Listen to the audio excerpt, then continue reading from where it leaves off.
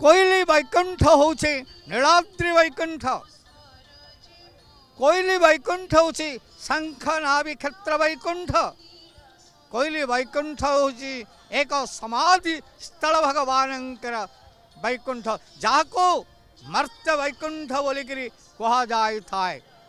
से मर्त्य वैकुंठ रे महाप्रभु श्री जगन्नाथ भाई बलभद्र देवी भग्नि कंचल्य वासिनी जोग माया रुद्रे रुद्राणी अंबिके भवानी भावरे सुभद्रा भावरे भग्नि भावरे एवं चक्र राज सुदर्शन को नहीं आज रत्न विधि आज दर्शन दौरान जाकु ब्रह्म वैकुंठ बोली कह जाए थाए। से ब्रह्म वैकुंठ रे महाप्रभु श्री जगन्नाथ को दर्शन करबा पाए केते भक्त केते सन्यासी केते साधु संत केते जे लोक माने आसुछन्ते लक्ष लक्ष लोक आसुछन्ते महाप्रभु को दर्शन करी टिके किछि कहिबे, कारण आमर जगन्नाथ महाप्रभु होउछन्ते कथा कुआ ठाकुर।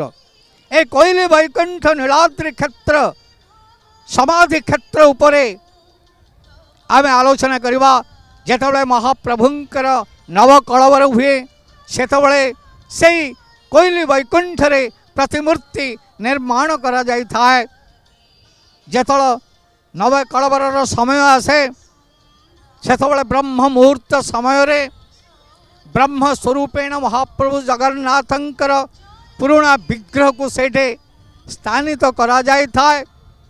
से पुराणा विग्रह रु नूतन गठित दारुंकर गर्भ भागरे जो ब्रह्म परिवर्तन करा जाई थाए ब्रह्म मुहूर्त समय से ब्रह्म को सेवक कौन करते ना नूतन विग्रह गर्भ भागरे स्थापित करते। ए त्रिमूर्ति चतुर्था मूर्ति त्रिमूर्ति त्रिमूर्तिंकर ब्रह्म जेतबळे नूतन विग्रह रे स्थानित हुए सेतबळे महाप्रभुंकर कौन देहत्याग बा तांकर शरीर तुच्छ हो जाई था बोलिकी प्रमाण मिले। सेतबळे ए कोइली वैकुंठ रे कौन करते ना महाप्रभुंकर पुराणा विग्रह को कौन करते एठी विसर्जित करते माटी रे महाप्रभु को रखा जाई था जोटा कि समाधि बोली कह जाई था। से समाधि क्षेत्र रे महाप्रभु श्री जगन्नाथ बलभद्र सुभद्रा चक्र राज सुदर्शन आज समाधिस्थ होइतिवारु तारी नाम होता है कोइली वैकुंठ। ए कोइली वैकुंठ को सुरक्षा प्रदान करबा पाए छ ठाकुर अकर्म को कर्मदायक मृत्युंजय शंकर भगवान देव देव महादेव समस्ते आसंती कौटिकी ना से समाधि पीठस्थल को कोइली वैकुंठ को छ ठाकुर छ महादेव सुरक्षा प्रदान करछन्ति प्रभु भगवान को। संध्या समय असंति ब्रह्मदेव स्वर्ग लोकरु ले आसंति किए ना ब्रह्मदेव कौन करबा पाए ना दर्शन करबा पाए, कौन करबा पाए ना आरती प्रदान करबा पाए, कौन करबा पाए ना प्रभु को समाधि दर्शन सहित निजर सानिध्यता लाभ करने ये हूँ कोइली वैकुंठर तात्पर्य। ए कोइली वैकुंठर जेतबळे औषधीय गुण भाव रे जदि आमे वर्णना करवा ए कोइली वैकुंठरे विभिन्न प्रकार जो समाधि स्थल माटी अच्छे से माटी को नहीं जदि आपण मांगलिक कार्य जदि आपण तांको उपवेशन कराए यथाचित भाव रे पूजार्चना करेंगे ताहले निश्चित भाव रे ए घरर मंगल हवा सहित आपणकर परिवार मंगल हब।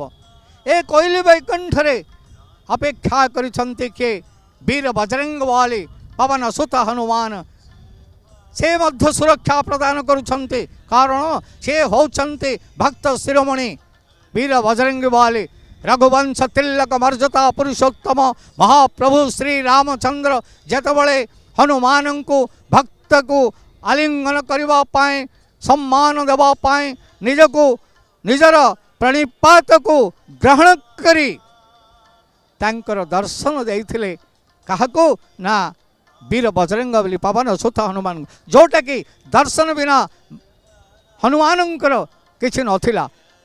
ସେ ଥିଲେ ହୃଦୟ ପ୍ରାଣ ମନ ସବୁକିଛି। ତେଣୁ କୋଇଲି ବୈକୁଣ୍ଠ ଏକ ସମାଧିସ୍ଥଳ ବୈକୁଣ୍ଠ ହେଲେ ମଧ୍ୟ ଏ ସମାଧିସ୍ଥଳ ଏହି ପୁରୁଷୋତ୍ତମ ସ୍ଥଳକୁ ସୁରକ୍ଷା ପ୍ରଦାନ କରୁଛନ୍ତି କିଏ ନା ଆପଣଙ୍କର ପବନ ସୁତ ହନୁମାନ, ସଙ୍କଟ ମୋଚନ ହନୁମାନ।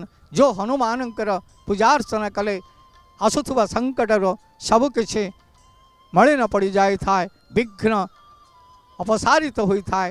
ସେହି ସଙ୍କଟ ମୋଚନ ହନୁମାନ ଆଜି ଅପେକ୍ଷା କରିଛନ୍ତି କେଉଁଠିକି ନା ଆପଣଙ୍କର କୋଇଲି ବୈକୁଣ୍ଠକୁ। ଖାଲି ସୁରକ୍ଷା ପ୍ରଦାନ କରୁନାହାନ୍ତି, ମହାଦେବଙ୍କ ସହିତ ମିଶି ବୀର ବଜରଙ୍ଗ ବାଲି କ'ଣ କରୁଛନ୍ତି? ଦର୍ଶନ ଦର୍ଶନ ଦର୍ଶନ ପାଇଁ ଆକୁଳ ନିବେଦନ କରୁଛନ୍ତି। ଏ ହେଉଛି ସେହି କୋଇଲି ବୈକୁଣ୍ଠର ତାତ୍ପର୍ଯ୍ୟ। ଯେତେବେଳେ ମହାପ୍ରଭୁଙ୍କର ବିଗ୍ରହ ତିଆରି ହୁଏ ସେ ସମୟରେ ମଧ୍ୟ କୋଇଲି ବୈକୁଣ୍ଠରେ ମଧ୍ୟ ନିର୍ମାଣ କାର୍ଯ୍ୟ ଆରମ୍ଭ କରାଯାଇଥାଏ। ଉତ୍ତର ଦ୍ୱାର ଦେଶ ଯେତେବେଳେ ସନ୍ଧ୍ୟା ସମୟରେ ବନ୍ଦ କରାଯାଇଥାଏ ତାର ଏକମାତ୍ର କାରଣ ହେଉଛି ଯେତେବେଳେ ଉତ୍ତର ଦ୍ୱାର ଦିନ ତମାମ ଖୋଲା ରହିବ, ସନ୍ଧ୍ୟା ହେଲେ ବନ୍ଦ ହୋଇଯିବ। ଏ ସନ୍ଧ୍ୟା ସମୟରେ କାହିଁକି ଉତ୍ତର ଦ୍ୱାର କବାଟ ବନ୍ଦ ହୋଇଥାଏ? ସେ ସମୟରେ ଦେବଦେବ ମହାଦେବଙ୍କ ଠାରୁ ଆରମ୍ଭ କରି ବ୍ରହ୍ମ ଇନ୍ଦ୍ର ଚନ୍ଦ୍ର ବରୁଣ କୁବେର ସମସ୍ତେ ଆସନ୍ତି ସେହି ରାସ୍ତା ଦେଇ କେଉଁଠିକି ନା କୋଇଲି ବୈକୁଣ୍ଠକୁ। କୋଇଲି ବୈକୁଣ୍ଠରେ ଦର୍ଶନ କରିବେ ଭଗବାନ ବିଷ୍ଣୁ ଅନାଥର ନାଥ ପରମ ବ୍ରହ୍ମ କାଳିଆ ଶାନ୍ତ ଜଗତର ନାଥ ଜଗନ୍ନାଥ ପରମ ବ୍ରହ୍ମ ପୁରୁଷୋତ୍ତମକୁ। ଏ ହେଉଛି ସେହି କ୍ଷେତ୍ର, ଏ ହେଉଛି ସେହି କୋଇଲି ବୈକୁଣ୍ଠ, ଏ ହେଉଛି ଏକ ନୀଳାଦ୍ରି କ୍ଷେତ୍ର ବୋଲି ମଧ୍ୟ କୋଇଲି ବୈକୁଣ୍ଠକୁ ବର୍ଣ୍ଣନା କରାଯାଇଛି। ନୀଳାଦ୍ରି ମହୋଦଧି ବୋଲି ଯାହାକୁ ଆପଣମାନେ କହୁଛନ୍ତି, ଯେଉଁ ନୀଳାଦ୍ରି ମହୋଦଧିରେ ସ୍ନାନ କଲେ ପୁଣ୍ୟ ପୁଣ୍ୟ ମହାପୁଣ୍ୟ ପ୍ରାପ୍ତି ହୋଇଥାଏ। ଏ ନୀଳାଦ୍ରି ମଣ୍ଡପରେ ମହାପ୍ରଭୁ ଶ୍ରୀ ଜଗନ୍ନାଥ ପରମ ବ୍ରହ୍ମଙ୍କୁ ଦର୍ଶନ କରେ କୋଟି ପୁଣ୍ୟ ଫଳ ପ୍ରଦାନ କରନ୍ତି ଜଗନ୍ନାଥ ମହାପ୍ରଭୁ। ତେଣୁ ହେଉଛନ୍ତି ଅନାଥର ନାଥ ଦୀନନାଥ, ସେ ହେଉଛନ୍ତି ଅନ୍ନଦାତା, ଯେଉଁଟାକି ଆପଣଙ୍କର ଅମୃତ ପ୍ରଦାନ କରୁଛନ୍ତି କିଏ? ପରମ ବ୍ରହ୍ମ ପୁରୁଷୋତ୍ତମ। ଆଜି ଯଦି କୈବଲ୍ୟ ପ୍ରସାଦ ବିତରଣ କରୁଛନ୍ତି ସେ କୈବଲ୍ୟ ନୁହଁ, ସିଏ ହେଉଛି କୈବଲ୍ୟ ସହିତ ଏକ ଅମୃତ। ଏ ଅମୃତକୁ ମଧ୍ୟ କୋଇଲି ବୈକୁଣ୍ଠରେ ପ୍ରଦାନ କରାଯାଉଛି। ଏ ସ୍ୱତନ୍ତ୍ର ନୀତି, ସ୍ୱତନ୍ତ୍ର ପୂଜା, ସ୍ୱତନ୍ତ୍ର ଆଦର୍ଶ। କୋଇଲି ବୈକୁଣ୍ଠର ମହତ୍ଵ ଅତି ଯଥେଷ୍ଟ। ତେଣୁ କୋଇଲି ବୈକୁଣ୍ଠକୁ ଥରେ ମାତ୍ର ଆପଣ ଯାଇ ଦର୍ଶନ କଲେ ଏ ଜନ୍ମ ଜନ୍ମାନ୍ତର ପାପ କ୍ଷୟ ହେବା ସହିତ କୋଟି ପୁଣ୍ୟ ଫଳ ପ୍ରଦାନ କରିବେ ମହାପ୍ରଭୁ ଶ୍ରୀ ଜଗନ୍ନାଥ।